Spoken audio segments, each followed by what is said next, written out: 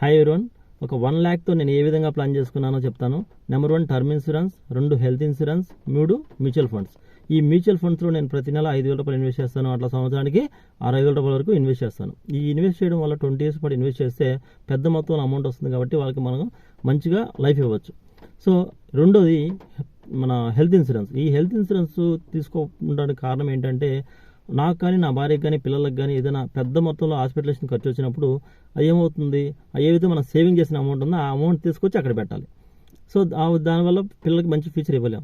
So ఈ రెండు బాగానే ఉంది. మూడోది టర్మ్ ఇన్సూరెన్స్. ఈ టర్మ్ ఇన్సూరెన్స్ ఎందుకు చేశాను అంటే, ఈ రెండు కూడా హెల్త్ ఇన్సూరెన్స్ కానీ మ్యూచువల్ ఫండ్స్ కానీ మనం దీర్ఘకాలంగా కడితేనే పిల్లలకి లైఫ్ ఉంటుంది.